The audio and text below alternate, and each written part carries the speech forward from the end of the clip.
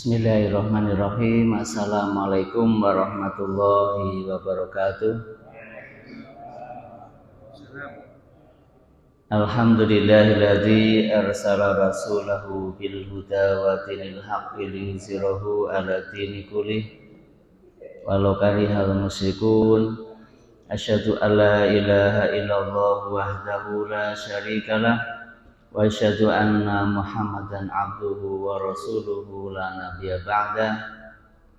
Allahumma shalli wa sallim wa barik ala sayyidina Muhammadin wa ala alihi wa ashabihi ajmain.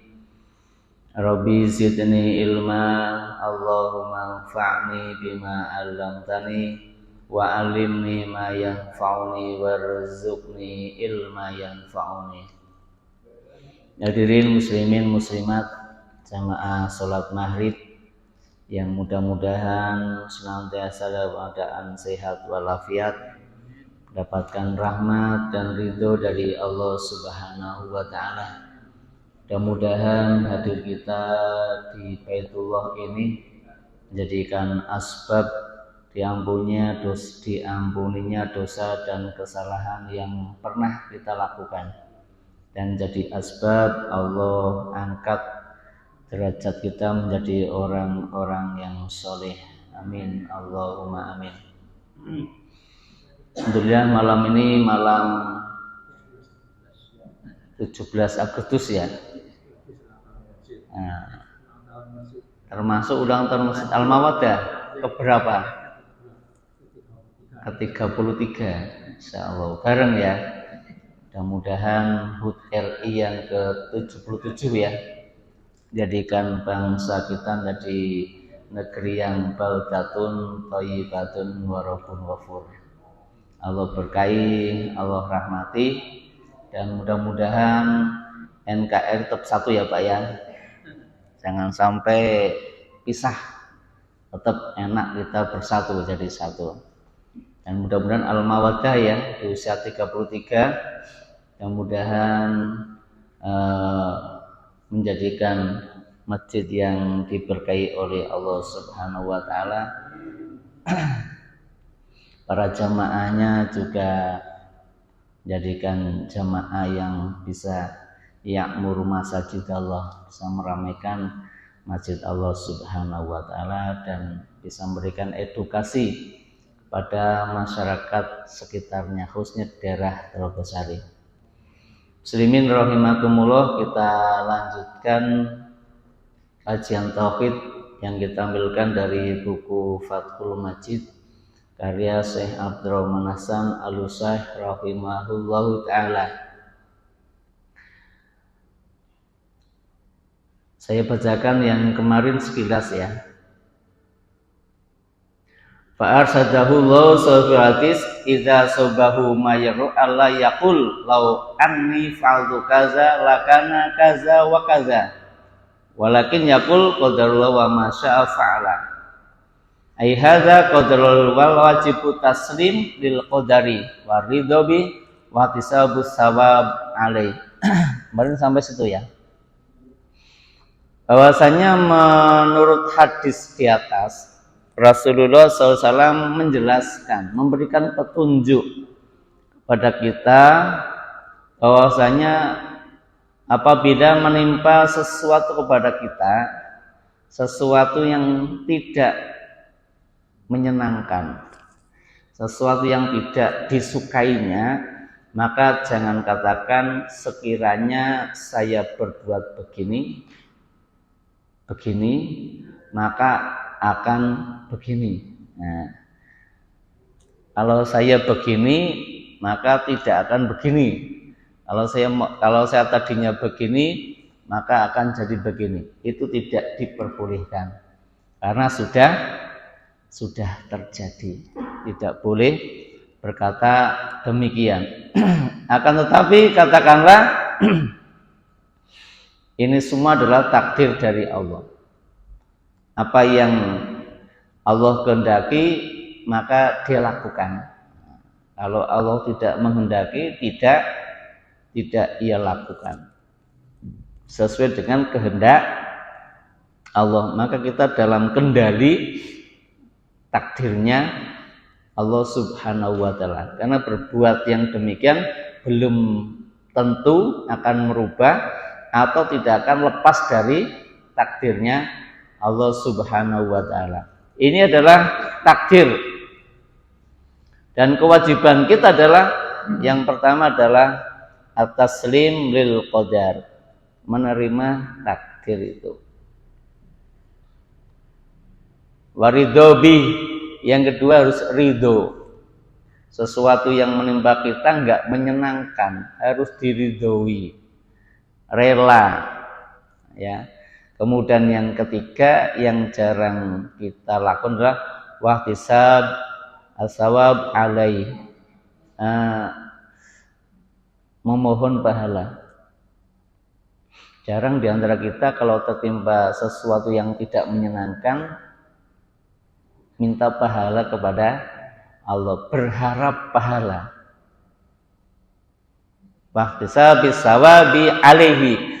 Jadi dengan adanya musibah yang menimpa kita, selain kita menerima takdir itu, kita rela itu, kita minta kepada Allah pahala di balik sesuatu musibah yang menimpa kita semuanya. Qaulu fa innal lau, tadi kan saya bilang lau sekiranya saya begini, sekiranya begini. Nah, launya itu staftahu amala syaitan. Kalimat lau itu bisa membuka perbuatan setan. Jadi yang membuka kita yang membuka, setan bisa berbuat. Kalau kita mengucapkan kalimat lau, sekiranya setan tidak begini, tidak mungkin terjadi begini. Sekiranya saya begini, maka ya tidak jadi jatuh dan sebagainya, contohnya ya macam itu. Itu membuka perbuatan setan. Ailima fiha min taksifi ala ma fata wa tasri walau mil qadar. Ya. Kenapa itu membuka pintu setan? Karena apa yang menimpa kepada seseorang dari musibah itu, kemudian dia mengatakan sendirnya ini bagian dari bentuk kekecewaan. Betul enggak? Itu bentuk kecewa. Kenapa kecewa? Ya, tidak menerima apa yang terjadi pada dirinya. Maka dia bilang seandainya saya tidak begini, enggak mungkin terjadi begini. Itu adalah bentuk taksif alamafata terhadap sesuatu yang telah terjadi. Sesuatu yang terjadi jangan dikecewakan. Tidak boleh kecewa terhadap sesuatu yang telah terjadi pada diri kita, diri keluarga kita, ataupun temannya yang lainnya. Kenapa? Itu semuanya adalah takdir dari Allah Subhanahu wa ta'ala. Kalau misalkan kita kecewa, tidak kecewa, pasti terjadi. Kecewa ya tidak akan mengembalikan keadaan. Tidak kecewa juga tidak mengembalikan keadaan. Sama-sama tidak mengembalikan keadaan, maka kita sakumum adalah tidak boleh untuk mengucapkan lau seandainya. Karena ini bentuk daripada kekecewaan terhadap takdir dari Allah Subhanahu wa ta'ala. Watasir, dan tidak terima atas apa yang terjadi. Walau mil qadar, mencela. Laumil qadar itu mencela takdir. Hanya mengucapkan seandainya kamu tadi manut saya, tidak mungkin kamu jatuh. Kalimat itu sudah bentuk hinaan, celaan kepada takdir. Walau mil qadri, sudah bentuk celaan kepada takdir. Walaupun kita tidak niat untuk mencelanya, tapi kalimat itu membuka pintu-pintu perbuatan setan. Wadzalika yunafis sabra waridho. Perbuatan yang kayak gitu adalah menghilangkan nilai-nilai kesabaran. menghilangkan nilai-nilai keridhaan. Ini tandanya orang nggak sabar. Kalau orang ditimpa musibah kan biasa idza asobat musibah qalu inna lillahi wa inna ilaihi raji'un. Itu yang diucapkan. Tetapi kalau yang diucapkan bukan itu, ditimpa musibah kemudian dia tidak mau menerimanya, ini nilai kesabarannya hilang. Nilai keridhoannya juga hilang. Wasabru wajibun, sedangkan sabar itu hukumnya wajib. Sabar itu tidak berkeluh kesah terhadap apa yang menimpa pada dirinya saat yang menimpa itu sesuatu yang tidak disukai, tidak menyenangkan, harus bersifat sabar. Wasabru wajibun, sabar itu hukumnya wajib. Wal imanu bil qadari fardun. Nah, iman kepada takdir juga sama-sama fardu, sama-sama wajib. Sabar itu wajib, iman percaya dengan takdir juga wajib. Percaya dengan takdir itu takdir yang baik maupun yang buruk.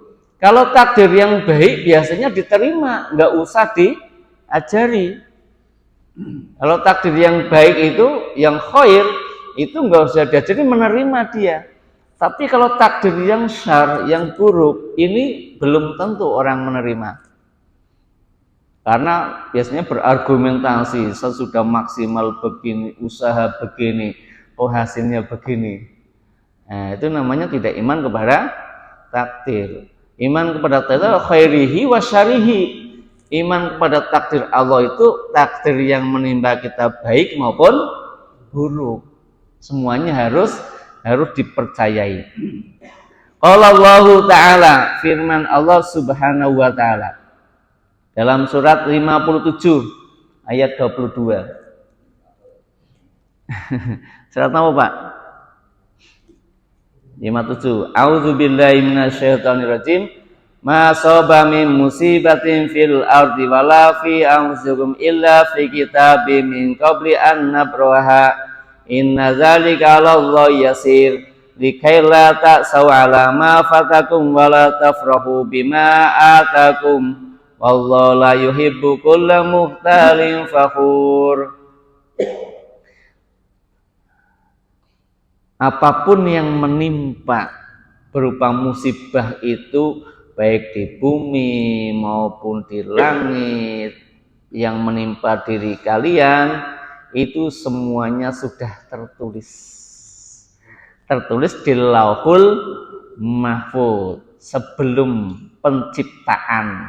Nah, yang demikian itu bagi Allah sangat mudah. Ternyata Allah sudah mencatat seluruh kejadian di langit, di bumi, menimpa makhluknya, diri kita semuanya. Sebelum Allah menciptakan jagat raya ini, Allah sudah menulis itu. Saya pernah baca hadis itu, yang pertama Allah ciptakan adalah kolam. Kolam itu ballpoint. Yang pertama kali diciptakan adalah ballpoint. Ballpoint disuruh Allah, ballpen tulis kamu. Ya Allah, apa yang harus saya tulis? Tulis seluruh kejadian sampai hari kiamat. Tulislah seluruhnya. Nah, ini tersimpan di Lauhul Mahfuz. Jadi kejadian sudah ada. Maka dalam bab perdukunan kalau nggak salah dulu ya, itu setan selalu mencuri informasi dengan kayak mau lomba pinang ya Pak, naik pinang ya, kan dundungan ya. Setan begitu sampai pol ke sana gitu. Nanti kalau ketuaan ada panah rujuma lisyayatin itu. Memang itu sedang mencuri informasi ke sana gitu. Tapi ditembak oleh malaikat. Nah, berarti memang sudah tercatat di sana. Kita tugasnya adalah berusaha. Tapi Allah yang memutuskan, bukan kita. Inna dzalika 'alallahi yasir. Hal semacam itu bagi Allah sangat mudah. Mudah untuk menentukan. Tujuannya apa? Likaila ta'sau 'ala ma fatakum.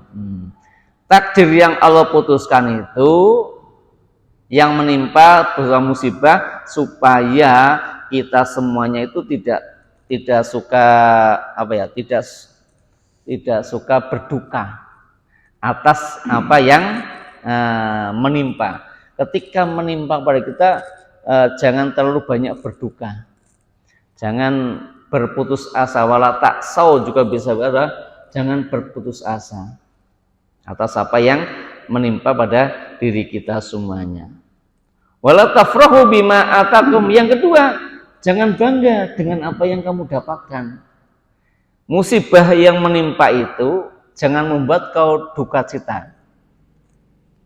Kenikmatan yang Allah kasihkan padamu jangan sampai kau buat bangga. Nah, ini dua. Karena dua ini selalu menyertai kita manusia. Ada yang disukai, ada yang tidak sukai. Ada yang sudah tercapai, ada yang belum tercapai. Yang belum tercapai jangan kita mudah untuk putus asa. Yang sudah kita dapatkan jangan membuat kita jadi bangga. Nah, ini loh, bangga ini, saya dapat ini. Tidak boleh ya, tidak boleh membanggakan itu. Kenapa? Wallahu la yuhibbu kulla mukhtalin fakhur. Allah itu enggak suka orang yang sombong lagi membanggakan diri. Orang sombong dan membanggakan itu tidak disukai oleh Allah. Kenapa?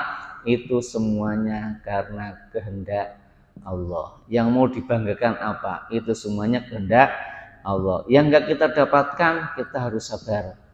Yang sudah kita dapatkan, itu juga nanti akan dimintai pertanggungjawaban. Sama itu. Kalau udah kayak gini, kayaknya orang mukmin itu hidupnya ya tenang ya Pak ya. Dikasih rezeki, tenang. Tidak, atau belum dikasih rezeki, tenang. Allah kasih sakit, tenang. Allah kasih sehat, tenang. Gitu buatan. Kayaknya begitu itu orang yang beriman itu. Tidak banyak gersulo, tidak banyak mengaduh dan mengeluh. Kenapa? Karena semuanya bagian dari keputusan Allah Subhanahu wa Ta'ala. Lalu saya kepengen punya sepeda motor kok enggak punya, sabar. Bisa jadi engkau dikasih yang lebih baik di akhirat, begitu. Karena ada permohonan hambanya yang ditunda oleh Allah, nanti kasihkan di akhirat gitu. Yang sudah dapat nggak boleh bangga, apalagi membanggakan yang ia milikinya. Qala Amirul Mukminin Ali bin Abi Thalib radhiyallahu anhu, berkata Amirul Mukminin Ali bin Abi Thalib radhiyallahu anhu, as-sabru minal iman bimanzilati ra'si minal jasad. Beliau menggambarkan begini, kedudukan sabar dengan iman itu menempati, yaitu kepala dan jasad. Jadi beliau mengilustrasikan antara sabar dan iman itu, sabar itu kepala, iman itu jasadnya, badannya. Jadi badan ini adalah imannya, sabar itu adalah kepalanya. Dua-duanya harus ada. Sabar sama iman harus ada. Kalau nggak ada kepalanya, hidup nggak Pak? Nggak ada kepalanya hidup kan? Hanya badan saja itu nggak ada kepalanya, mati. Atau ada kepalanya nggak ada jasadnya, ya bukan manusia itu. Manusia itu ada kepala, ada badannya, semuanya ada, melengkapi. Kalau salah satu hilang, ya sudah mati. Sama, iman dan sabar itu begitu. Kepalanya adalah kesabaran, jasadnya adalah keimanan. Kalau kita orang yang beriman harus sabar. Kalau kita sabar berarti kita orang yang beriman. Ini bagian ya. Nah, kepala itu bagian dari tubuh. Maka sabar itu bagian dari nilai keimanan kepada Allah Subhanahu wa Ta'ala. Zakarallahu sabra fi tis'ina mawdi'an minal Qur'an. Qala Ahmad, Imam Ahmad. Imam Ahmad menjelaskan Allah itu menyebutkan kalimat sabar di dalam Al-Qur'an itu tis'ina maudhi'an. Ada berapa? 90 tempat, ada 90 ayat. Nah, ada 90 ayat yang menjelaskan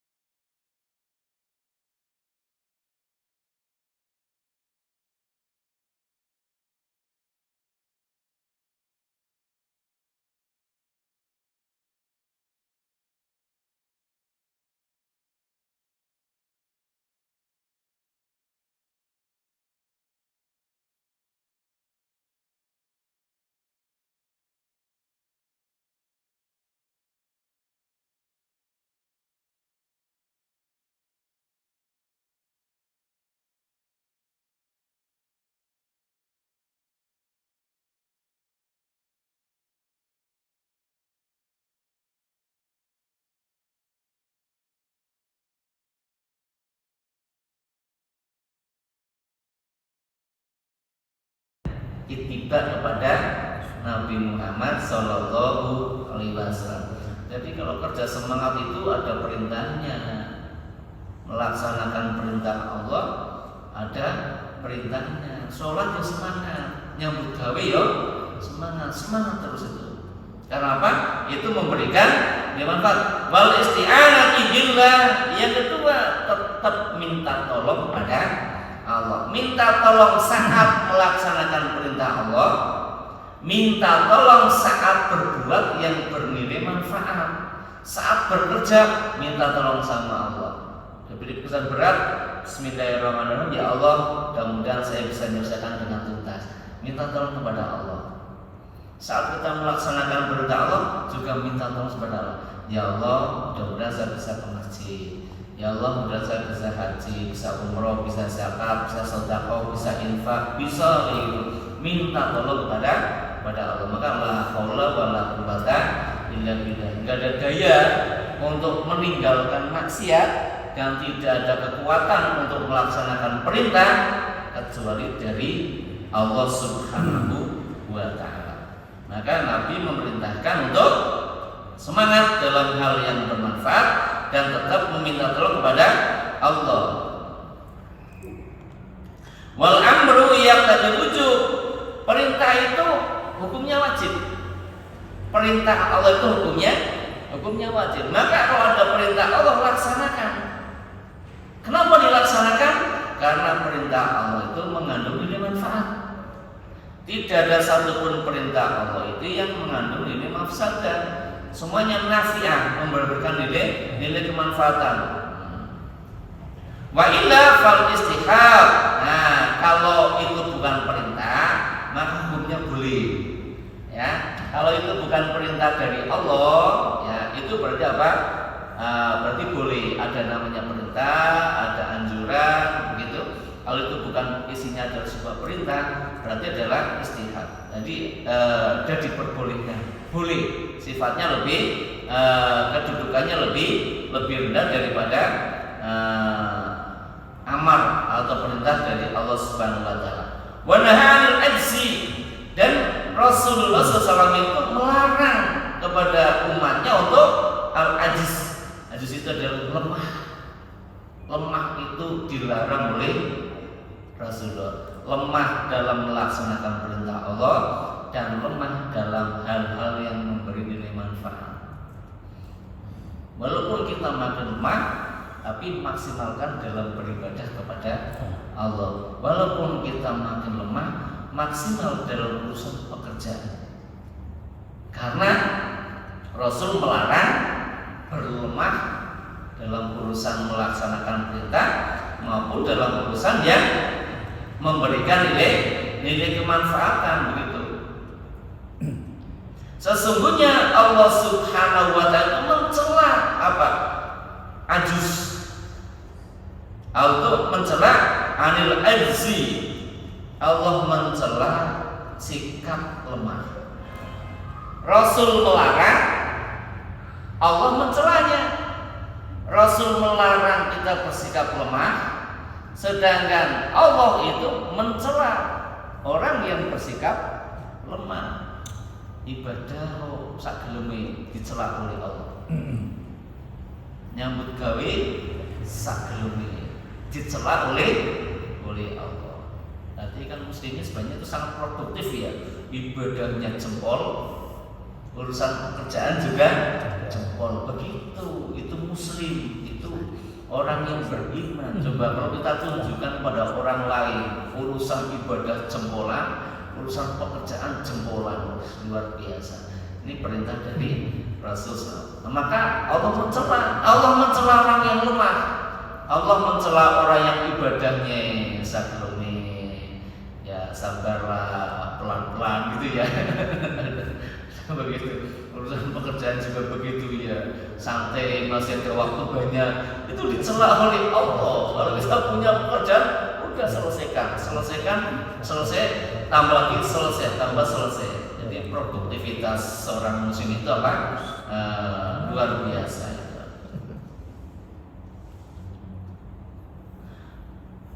Wal ajuz dodu alladzina hum yantasirun. lawan daripada orang yang lemah adalah orang-orang mereka yang menolong. Kalau orang lemah itu nggak mampu menolong, maka lawannya adalah orang-orang yang mampu menolong. Orang yang menolong berarti orang yang kuat. Maka orang yang lemah itu lawannya orang yang lemah. Lemah sama kuat. Orang kuat bisa menolong. Berarti maksudnya apa? Diharapkan itu kita jadi orang yang tidak lemah, memiliki kekuatan untuk bisa menolong. Berarti semangatnya bukan untuk dirinya sendiri, tapi memberi nafi, nilai manfaat untuk bisa menolong kepada orang yang lain. Fal amru bisabri. Nah, maka perintah itu adalah untuk melakukan sabar, wa nahyu 'anil azzi, dan juga melarang untuk lemah.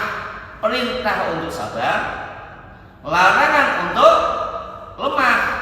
Makmurin bi, lemah terhadap apa yang diperintahkan oleh Allah Subhanahu wa taala fi mawadi katsira, dalam beberapa bentuk yang sangat banyak. Dalam bentuk apapun kita harus memiliki kesabaran, dan dilarang untuk bersikap lemah atas perintah Allah di beberapa tempat, di beberapa perintah Allah. Perintah Allah kan jumlahnya banyak, ya. Jumlahnya banyak perintah Allah. Kalau dibuka banyak sekali. Itu dilarang untuk kita bersikap lemah, harus kuat melaksanakan perintah Allah Subhanahu. Jadi para sahabat itu kalau melaksanakan perintah luar biasa, bersegeranya luar biasa. Wa dzalika li anal insana baina amrayn. Nah, lanjut ya. Manusia itu selalu dalam ada dua perkara, ya. Ada dua perkara yang manusia itu menyertai pada dirinya. Nah, yang pertama, amrun amaro bi fi'lihi. Yang pertama, setiap manusia ada perintah. Perintah yang amrun umiro bi fi'lihi. Ada sebuah perintah yang cara melaksanakannya dengan bi fi'lihi, dengan perbuatan, dan melaksanakannya. Perintah itu ditunaikannya dengan perbuatan. Ada perintah Allah, maka ditunaikannya dengan perbuatan, nggak ada yang lain.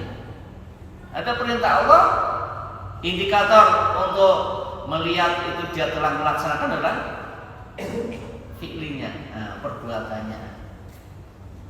Maka muslim itu ya memang dilihat perbuatannya. Perbuatan melaksanakan sholat ada perbuatan, beribadah banyak perbuatan, semacam itu. Itu yang pertama bagi manusia. Fa'alaihi ayyaf'alahu wa yahrisu alaihi wa yasta'inullaha wa la ya'jiz. Nah, yang pertama adalah perintah yang diperintahkan untuk melaksanakannya itu, maka hendaknya itu dia melaksanakannya, semangat melaksanakannya, minta tolong kepada Allah, dan jangan bersikap lemah. Kalau ada amar, kalau ada perintah dari Allah, maka kerjakanlah ya, semangat dalam mengerjakannya, minta tolong kepada Allah, jangan bersifat lemah. 5 itu terhadap perintah Allah Subhanahu wa taala. Kalau kita melaksanakan perintah dengan ilmu, maka terlihatlah karakter orang yang berilmu. Perintah Allah tidak hanya sekedar untuk dilaksanakan, semangat melaksanakan, minta tolong kepada Allah, dan jangan bersikap lemah. Wa amrun usibu bihi min ghairi fi'lihi. Nah, ada yang kedua. Yang kedua adalah perkara atau perintah yang menimpa kepada seseorang tanpa melakukan perbuatan. Sesuatu menimpa seseorang tanpa karena ada perbuatan. Ada sesuatu tadi yang dilaksanakan karena kita harus berbuat. Nah, ada yang bukan karena, tanpa diawali dengan perbuatan. Fali ayasbiru alaihi, maka hendaklah baginya untuk berlaku sabar. atas apa yang menimpa pada dirinya. Wala yasi' minhu, maka janganlah ia mengeluh atas apa yang menimpa pada dirinya. Walihada qala ba'dul aqla, maka sebagian para ahli akal, orang-orang yang pintar itu berkata, Ibnul Muqaffa au ghairuhul umuri amron, atau yang lainnya mengatakan bahwa perkara itu ada dua hal. Amrun fihi khilatun fala ta'juz anhu.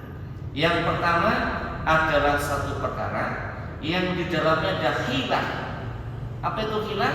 Hilah adalah kemampuan untuk berusaha. Ada satu perkara, ya, yang perkara itu adalah harus ada upaya untuk melakukannya. Karena seseorang itu punya kemampuan untuk melakukan hal itu, maka janganlah ia bersifat lemah.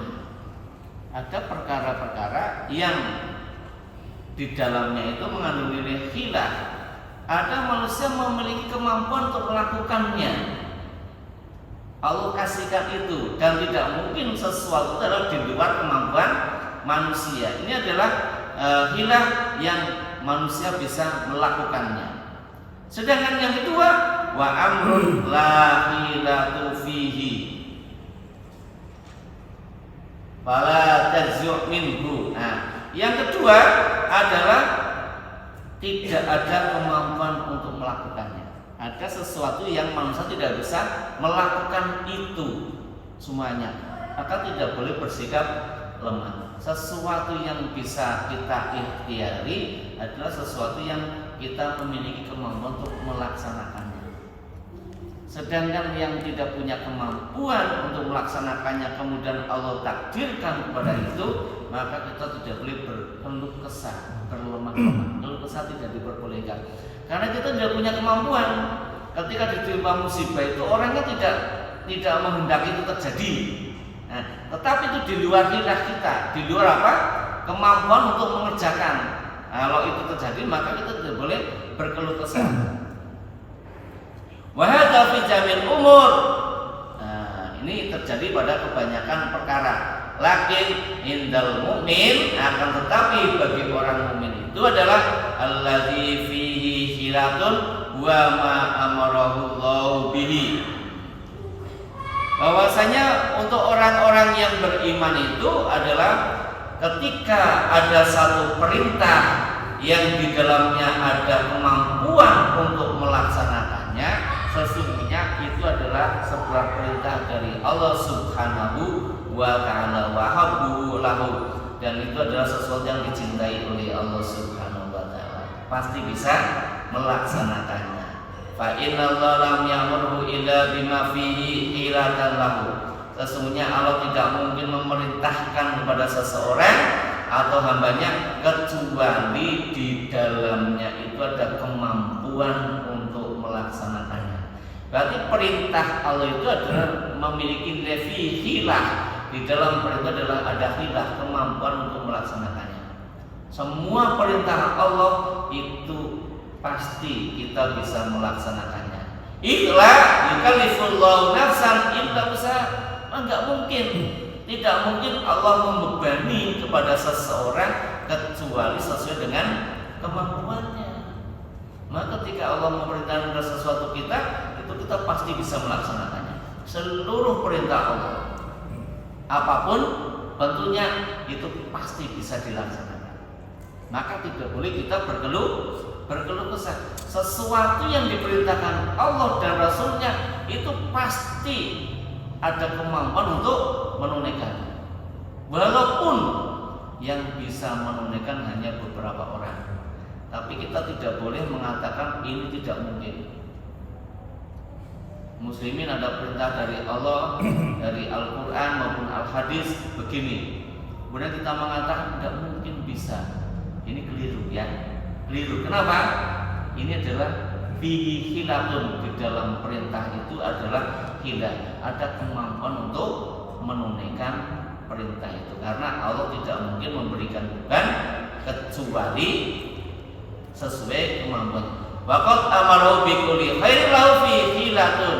Maka sungguh Allah Subhanahu wa taala memerintahkan dengan setiap sesuatu yang di dalamnya kebaikan itu pasti fihi hilatun, pasti ada kemampuan untuk melaksanakannya. Wallahu a'lam bishawab. Demikian yang bisa kita pelajari. Oh nggih, Bapak. Tentang lau tadi Pak. Lau.